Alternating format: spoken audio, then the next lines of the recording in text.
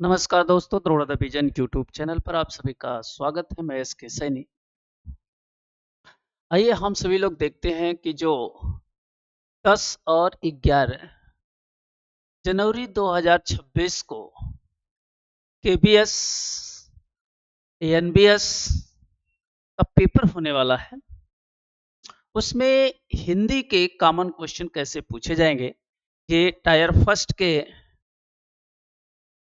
हिंदी के common paper आज हम लोग देखते हैं। इस हिंदी के कॉमन पेपर में प्रीवियस ईयर का क्वेश्चन यहाँ पे दिया गया है। एमसीक्यूज क्वेश्चन है, इसके माध्यम से हम सभी चीजों को तैयार करेंगे। पहला है जल पूर्ण में समास है। जल पूर्ण, जल से पूर्ण, जल से पूर्ण, यानी उसका काम ही है जल से भरा होना।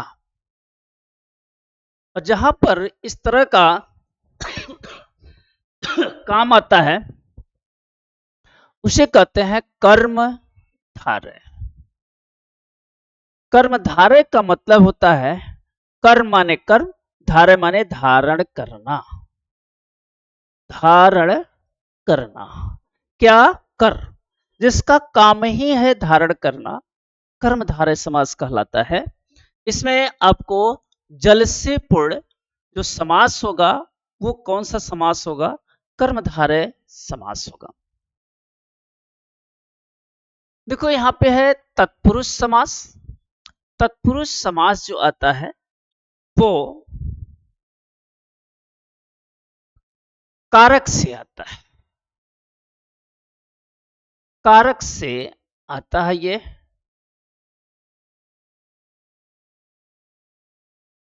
कई तरह से होते हैं तत्पुरुष समास। और इसमें जो विशेषकर इंपॉर्टेंट होते हैं वो संबंध तत्पुरुष समास से खूब पूछते हैं। इसमें एक है आपका इंपॉर्टेंट है, बाकी तो संबंध तत्पुरुष समास ये ज्यादा इंपॉर्टेंट है। संबंध माने क्या होता है? रिलेशन, जिससे कोई रिलेशन हो, संबंध हो, ऐसा समास। जैसे एग्जाम्पल में दिया था राजकुमार। राजकुमार में कौन सा समास होगा? तत्पुरुष समास। ठीक है। और दिया था भूमि खंड।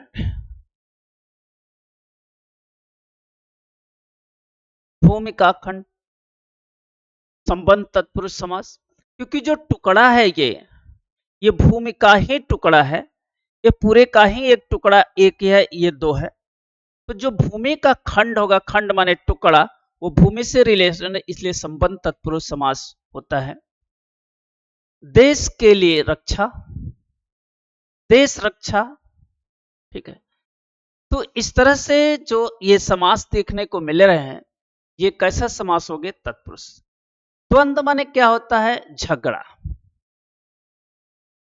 द्वंद्व माने होता है झगड़ा। ये झगड़ा वाला तत्पुरुष समास। अच्छा, झगड़ा कब होता है? जब दोनों चीजें बराबर होती हैं। झगड़ा तभी होता है जब दोनों चीजें बराबर होती हैं, तब झगड़ा होने का चांस जाना है।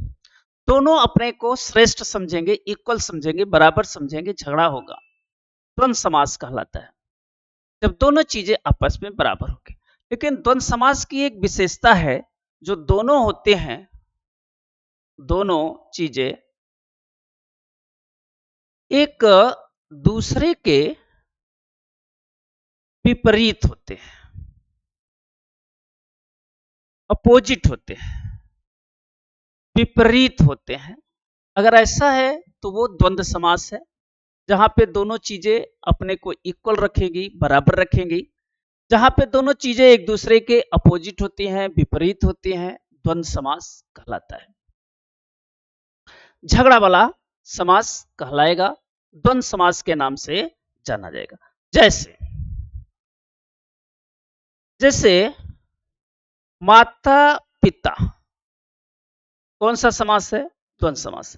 माता और पिता दोनों कैसे हैं? अपोजिट है, विपरीत है, और दोनों के बीच में इस तरह से हाइफन का चिन्ह लगा होता है। लेकिन कभी कभी क्या होता है, हाइफन का चिन्ह तो होता है लेकिन ये दूसरे विपरीत नहीं होते। अगर विपरीत नहीं होंगे तो वो द्वंद्व समास नहीं होगा। जैसे न्याय और नीति,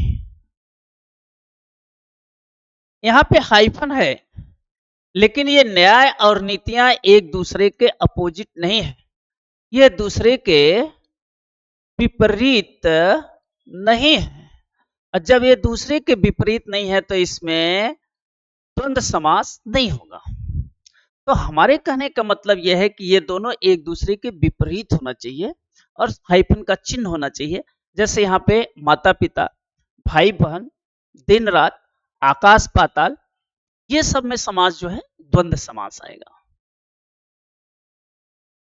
इसके बाद द्विगु समास। द्विगु समास में क्या होता है, संख्या वाचक होता है। वाचक माने बोलना, संख्या माने संख्या, संख्या से बोलते हैं हम, द्विगु समास कहते हैं, जिसमें एक आ जाए, दो आ जाए, तीन आ जाए, चार आ जाए, 100 आ जाए, ठीक है, कितना आ जाए, सैकड़ा, 100 आ जाए, ये सब जितने आएंगे। जैसे पूछा था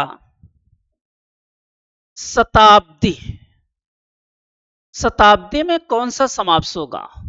100 वर्षों का एक समूह है, शताब्दी कहलाता है, इसमें द्विगु समास होगा। तिरंगा कौन सा समास होगा? द्विगु समास है। जहां पर 1 2 3 4 आ जाए वो द्विगु समास के नाम से जाना जाता है। तो यहां पे जो आपको समास होगा उसका नाम होगा कर्मधारय समास। क्वेश्चन नंबर दूसरा, निम्नलिखित में से विसर्ग संधि वाला, देखो विसर्ग संधि जो होता है, स्वर संधि, व्यंजन संधि और विसर्ग संधि, संधि 3 प्रकार के आपको पढ़ना है। संधि जो पढ़ना है, एक तो स्वर संधि पढ़ना है और एक जो है व्यंजन संधि पढ़ना है, एक जो है विसर्ग संधि पढ़ना है, एक जो है विसर्ग संधि पढ़ना है। देखो विसर्ग संधि की जो पहचान होती है वो इस तरह से होता है, जैसे दुख लिखना है, यहां पे जो होगा ना इसी को विसर्ग कहते हैं। देखो दुरुपयोग, तो प्लस उपयोग, दुरुपयोग होगा। देखो यहां पर ये वाला चिन्ह आ रहा है, अगर ये वाला चिन्ह आया है तो कौन सा संधि होगा? विसर्ग संधि होगा। तो दुरुपयोग में कौन सी संधि होगी? विसर्ग संधि के नाम से जाना जाएगा। जुड़े रहिए सभी लोग, किसी को कोई प्रॉब्लम है, कोई दिक्कत है, आप जुड़े ही रहिए। दुरुपयोग जो है क्या होगा? विसर्ग संधि होगा। दुर प्लस उच्चारण को कहेंगे उत प्लस चारण, उत प्लस चारण, उच्चारण कहलाएगा। यहाँ का अ और यहाँ का अ मिलके आ हो जाता है, ये आ वाला जो पाई है, यहाँ का अ प्लस यहाँ का अ मिल करके आ हो जाता है। जब ऐसी संधि आएगा तो ऐसी संधि को हम क्या कहेंगे? व्यंजन संधि कहते हैं। ऐसी संधि को हम व्यंजन संधि के नाम से जानते हैं। ये वाला स्वागत, स्वागत को कहते हैं सु प्लस आगत, सु प्लस आगत। यहां पे उ और यहां पे अ और यहां पे व हो जाता है, उ और अ मिलके यहां पे क्या हो गया? व हो जाता है, तो इसको कहते हैं स्वागत। ऐसी संधि का नाम है यण संधि। एक है उमेश, उमा प्लस ईस, उमा प्लस ईस, उमेश हो जाएगा। यहाँ पे अ और यहाँ पर ई मिलकर क्या हो जाता है, ए हो जाता है, तो उमेश कहलाता है। ऐसे को कहते हैं हम गुण संधि। ऐसी संधि का नाम है गुण संधि। तो संधि जो है इस तरह से पढ़ने होते हैं आपके कि संधि 3 प्रकार के हैं और इसमें स्वर के आधार पर बोला जाएगा, इसमें व्यंजन के आधार पर, इसमें विसर्ग के आधार पर। हमें विसर्ग संधि वाला पूछा है, 2 प्लस उपयोग दुरुपयोग, इसमें कौन सी संधि है, विसर्ग संधि। हमने बताया उच्च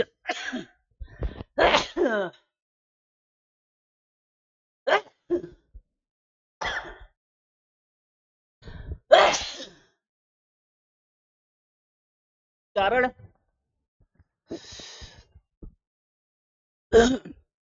उच्चारण में उत् प्लस चरण, यहाँ का अ और यहाँ का मिलके क्या हो जाता है, आ, व्यंजन संधि कहते हैं।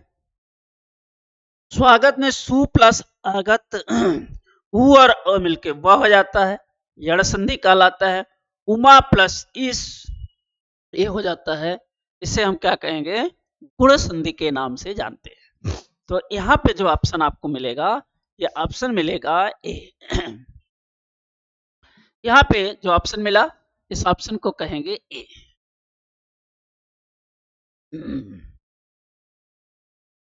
क्वेश्चन नंबर, कौन सा विलोम अर्थी सद्न युग्म सही नहीं है, सही नहीं है, गलत पूछा हुआ है। देखो, आचार अचार, इच्छा अनिच्छा। देखो, इच्छा का विलोम शब्द अनिच्छा होता है, ये तो सही है। क्रूर का अक्रूर, ये भी सही होता है। एड़ी का चोटी, ये भी सही होता है। इसमें जो आएगा, ये ए शब्द नहीं आएगा। आचार मतलब होता है आचरण, व्यवहार, और अचार का मतलब क्या होता है, खाने वाला अचार। अचार का मतलब खाने वाला अचार। तो यहाँ पे आचरण और अचार, ये दोनों जो है एक दूसरे के विलोम शब्द नहीं है। आचरण का क्या होता है, अनाचरण। अनाचरण का मतलब होता है जिसके अनुसार हम व्यवहार नहीं करते हैं, अनाचरण कहलाता है। तो कह रहा विलोम शब्द नहीं है, नहीं है, कौन सा नहीं है, ये नहीं है। क्वेश्चन नंबर 4, निम्नलिखित में से कौन सा रात का पर्यायवाची शब्द नहीं है। फिर नहीं शब्द पूछा, कौन सा पर्यायवाची शब्द नहीं है। ठीक है, तो देखो, यामिनी रात का पर्यायवाची शब्द है। विभावरी रात का पर्यायवाची शब्द, रजनी रात का निशाचरी, निशा प्लस चरी, इसको कहेंगे निशा प्लस चरी। निशा मतलब अभी बताए, निशा मतलब होता है रात, और चरी मतलब चलने वाला, चलने वाला या वाली। ठीक है, रात को चलने वाली यानी निशाचरी। निशाचरी का मतलब जो रात को चलती है, यानी राक्षसी। राक्षसी जो रात को चलती है, उसी को कहते हैं निशाचरी। निशा मतलब रात, चरी माने चरने वाली। चरने वाली चरेंगे क्या, घूमेंगे फिरेंगे तभी चरेंगे। तो निशाचरी का मतलब जो रात को चरता है, रात को चलता है। अर्थात राक्षसी को हम क्या कहते हैं, निशाचरी कहते हैं। तो इसका करार रात का पर्यायवाची शब्द नहीं है, इसका ऑप्शन आएगा सी। क्वेश्चन नंबर अगला, निम्नलिखित में से शुद्ध शब्द कौन है। शुद्ध और अशुद्ध शब्द पूछ रहा है, कौन शुद्ध शब्द है और कौन सा अशुद्ध शब्द है। विक्षेप, उपसर्ग, उज्ज्वल और राजनीति। देखो, शुद्ध शब्द पूछा है, जो विक्षेद है यह शुद्ध शब्द है। उपसर्ग जो होता है ये होता है, ऐसे लिखते हैं,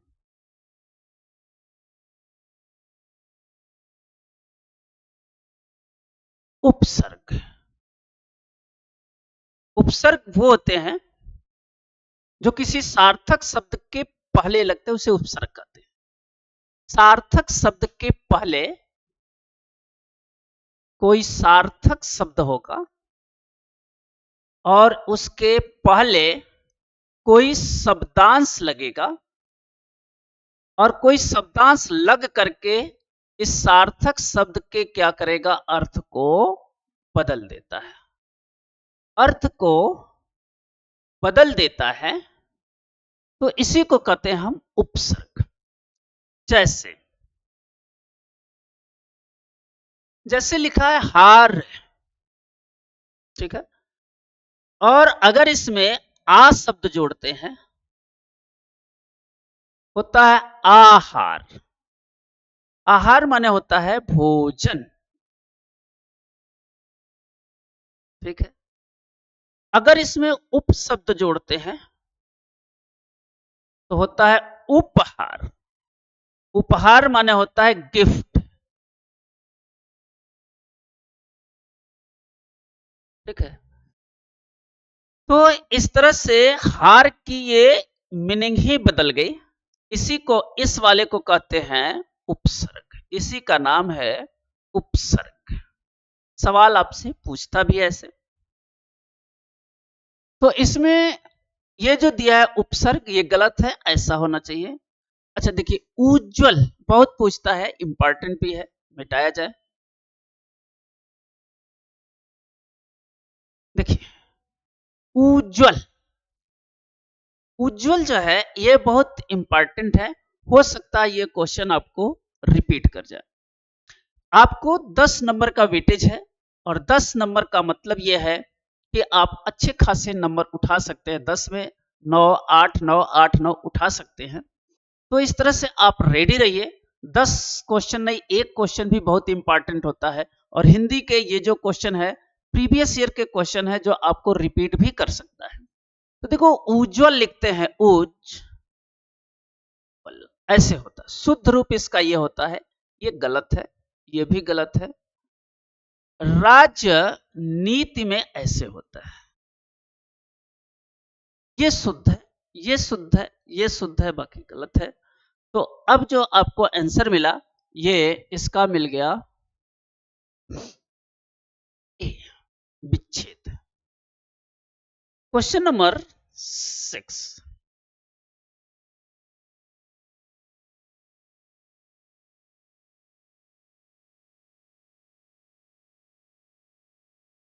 क्वेश्चन नंबर 6, सबके साथ समान व्यवहार करने वाला के लिए एक शब्द है जो सबके साथ समान व्यवहार करता है। सहपाठी, सह माने होता है साथ, अब पाठी मतलब होता है पढ़ना। सहपाठी, सह माने साथ, पाठी माने पढ़ना, साथ पढ़ना। जो आपके साथ पढ़ते हैं उसे कहते हैं सहपाठी। सहकर्मी, सह माने साथ और कर्मी का मतलब काम करना। जो साथ में काम करता है सहकर्मी कहता है। समदर्शी, सम माने होता है बराबर, इक्वल, और दर्शी माने देखना। देखने का मतलब व्यवहार करना, व्यवहार करना। जो सबके समान व्यवहार करता, सबके साथ समान व्यवहार करता, देखो यही सब पूछा है तो इसका क्या हो जाएगा, सजाति है। स और जाति माने, स माने सहित और जाति माने जाति, यानी समान जाति। सम प्लस जाति, इसे कहेंगे सम प्लस जाति।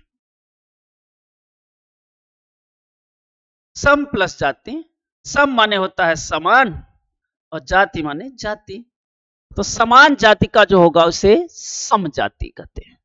तो इस सवाल का जो आंसर आएगा वो आएगा सी। समदर्शी, सबके साथ समान व्यवहार करने वाला। क्वेश्चन नंबर यहां पर 7 देखिए, निम्नलिखित में से आंसू पोंछना मुहावरे का सही अर्थ है। आंसू पोंछना मुहावरे का सही अर्थ क्या हो सकता है? चलो, आंसू पोंछना मुहावरा है का सही अर्थ पूछला है, किसी की सहायता करना, रोते को चुप कराना, सांत्वना देना, सहयोग करना। सहयोग का मतलब तो किसी का सहायता करना, हेल्प करना। सांत्वना देना, देखते हैं कहीं जाते हैं और दुखद घटनाएं हो जाती हैं तो सब लोग क्या करते हैं, उनको सांत्वना देते हैं कि नहीं ऐसे कुछ होता है, ये तो कुदरती देन है, ये है ईश्वर की देन है। तो सांत्वना देना क्या मतलब, हम उसको आंसू पोंछते हैं एक तरह से। तो इसका ऑप्शन जो सही होगा वो सी सही होगा, सांत्वना देना। सांत्वना देना का मतलब ये होता है कि उसे आंसू पोंछना। क्वेश्चन नंबर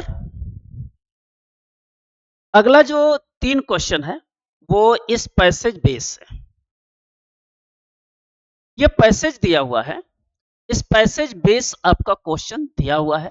टोटल 10 क्वेश्चन है। टीजीटी, पीजीटी और नॉन टीचिंग में ये 10 क्वेश्चन आपका वेटेज है। तो 10 क्वेश्चन ये प्रीवियस ईयर के क्वेश्चन है, इसी तरह के क्वेश्चन आएंगे, इसको रिपीट क्वेश्चन कर सकते, इसको हम लोग पढ़ेंगे। पैसेज है और यहाँ पे आपको दिखाई पड़ रहा है, देशी कारीगरी, चित्रकारी, संगीत आदि में नियम पालन के अभ्यास द्वारा प्राप्त इस साधन संपन्नता पर इधर बहुत दिनों से अधिक ध्यान नहीं दिया जाने लगा था और मानव हृदय पर इस मनोहार कलाओं को बहुत कम विचार होने लगा था। बहुत से पुराने मकानों की कारीगरी देखिए तो उसमें बहुत सा काम घिच-पिच किया हुआ दिखाई देगा। ऐसे महीन बेल बूटे की विभिन्न पटरियां दीवारों में जमाई हुई मिलेगी जो बिना आंख को पास ले जाकर सटाए स्पष्ट न जान पड़ेंगे। सारे मकान को एक बार में देखने से इन सबको सम्मिलित प्रभाव दृष्टि और मन पर क्या प्रभाव पड़ेगा, इसका कुछ भी विचार करने वालों ने नहीं किया। यह स्पष्ट दिखाई पड़ेगा। ऐसा कामों में अभ्यास का तथा समय और श्रम के व्यय का पूरा परिचय मिलता है। विचार सहृदय पूर्वक उनके उपयोग का बहुत कम है। अब यहां तक क्वेश्चन हो गया। देखिए जो क्वेश्चन पूछा है यहाँ पे पूछा हुआ है, दिखाई पड़ रहा है, सही है। क्वेश्चन ये दिया है,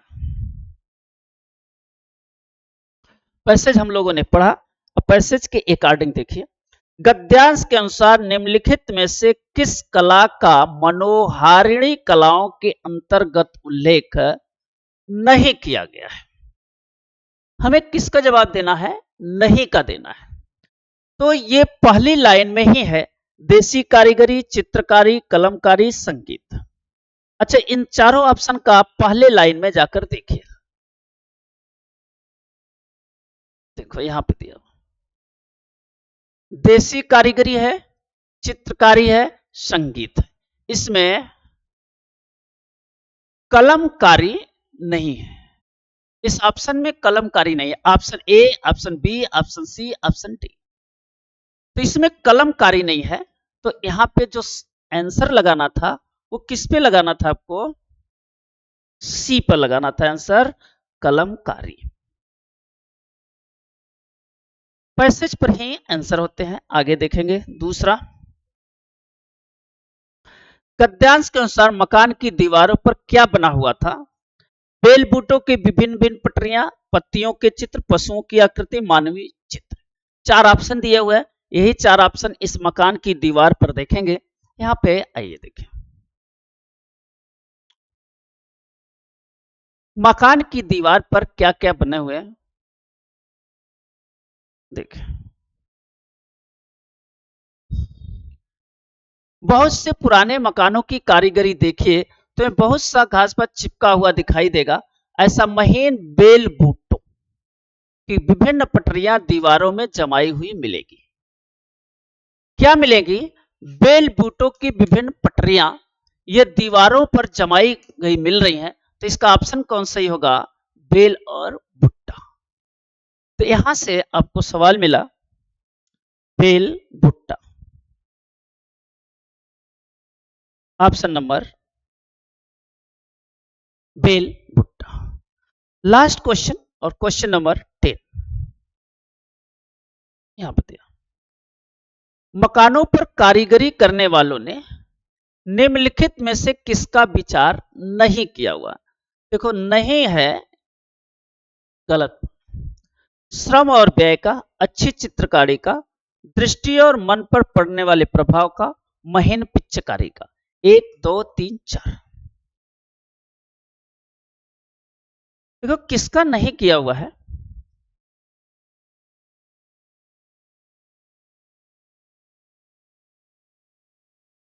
मकान में एक बार देखने पर इन सबों में सम्मिलित दृष्टि वाला देखो है ऑप्शन में। मन पर क्या पड़ेगा इसका कुछ भी विचार नहीं किया गया।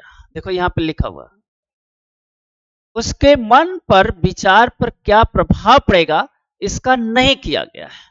और हमसे नहीं शब्द पूछा भी है, तो नहीं पूछा है तो किस पे प्रभाव नहीं पिया, दृष्टि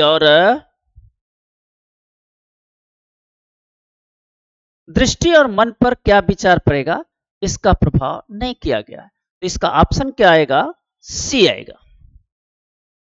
तो जो इस तरह से हम लोग केबीएस एनबीएस में जो एग्जाम देने आगामी जाएंगे, ये 10 क्वेश्चन थे जो प्रीवियस ईयर के क्वेश्चन है। इस तरह के क्वेश्चन मैं फिर आपके साथ लेकर आता रहूंगा। तब तक सभी लोगों को धन्यवाद।